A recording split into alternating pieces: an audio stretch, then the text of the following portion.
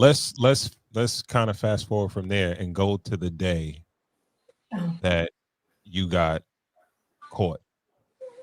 Can you give us like a little semi story of the day that you got arrested and you caught that charge before you went to jail? We'll start with you, Strand.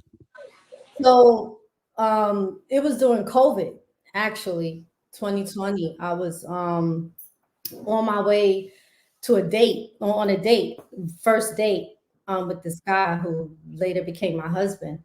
I'm getting ready and I get a phone call and it was a DA. And I'm like, hello. And he said, is this Estrella? I'm like, yeah. And he said, I want to talk to you about when he said a specific entity. I already knew.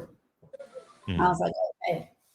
And then I said, well, it was a Friday night. And then I said, okay, when do you want to see me? And he said, Monday. So I said, all right. I called the lawyer, went to see the lawyer on Saturday. And he said to me, well, because it's COVID, the only thing they're going to go in there, I'm not going to be arrested per se. I'll just get fingerprinted and come back home. So, yeah. With the guy, I tried to cancel the date and he was like, what's going on? And I sound so frazzled. He said, let's just go out for a drink. So when I went, I kind of told him and he was like, I got you. And then, from there. Did But you first time. okay? Did you feel any heat prior to? No, none at all. None.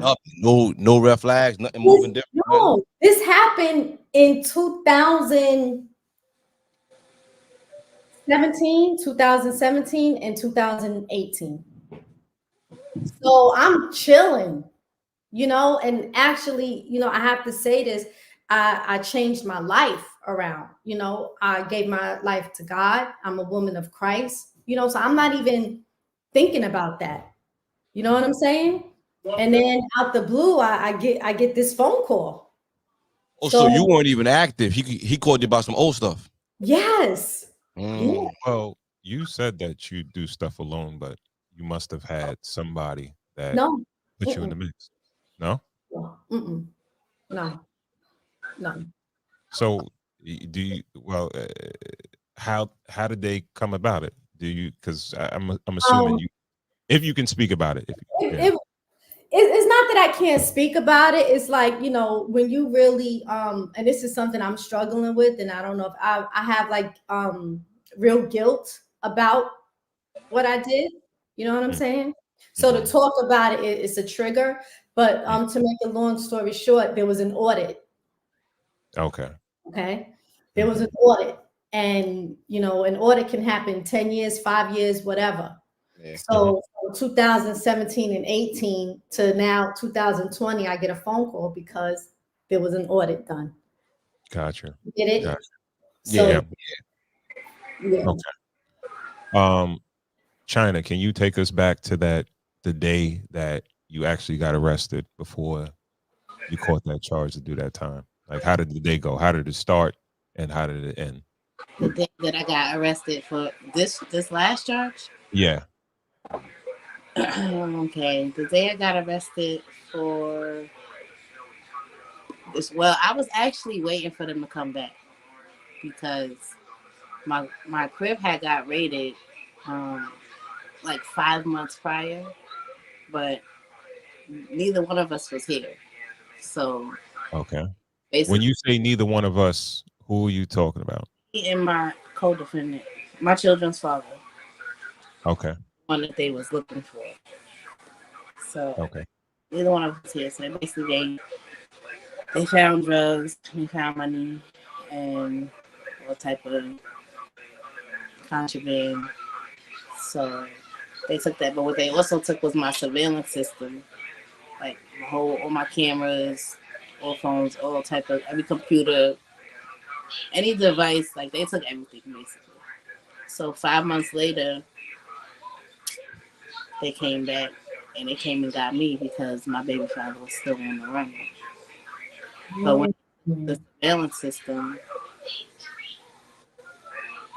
they got me going like they basically my video of me getting caught is because of me. Like they use my camera, They use your own shit.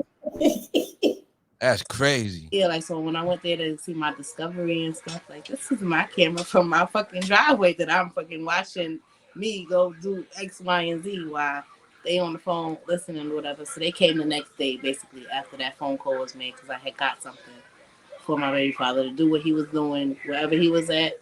I got something from the plug to do what he was doing. So they came that next day and got that. I think everybody's thinking this, so I'm going to ask the question. If you got raided, why'd you go back there? That's where I live. It's in my house. Feel the heat. On top of that, I wasn't here. So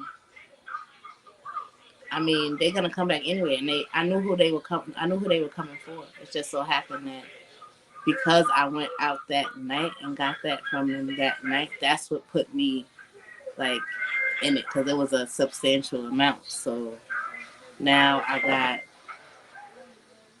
two brick charges, and this one is still in the wind. My possession charge because I'm the one who went and got it. So now I gotta hold that. Gotcha. And did your co-defendant ever get caught? Yeah, eventually. Like I have 40 co-defendants on top of that. So that's why when you said about being silent and all of that, like it ain't no telling. Like I already knew what it was, when I'm in the life. I've been in this life. Like, you know what I mean? I spend the money, I make the money here and there. Like I'm not full-fledged, like this is not my operation, but I'm still driving the boat too. So I just held it down, because I was facing 5 years. They gave me 5 years and a 1 to 3 for conspiracy. So I went to shop. I wound up doing 2 years. I had to do 16 months, and then I went and did 6 months in shop. So you have your mother, you have your father, you have how many? You have one kid at the time? 2. So originally, when I met my baby father, I got pregnant immediately. I'm just skip over whatever. I got pregnant immediately. Same day I got pregnant, he shot 2 people with attempted murder, went away for 7 years. So when he came back home, 2017, that was 2010. 2017, he came home. By 2018, I had my son. So by the end of the year, I was already pregnant, and when he came home, and I had my son. So my daughter's about to be 13, and my son is 5. So how did your family take it when they knew you had to go in? They bad, like bad. Like I'm the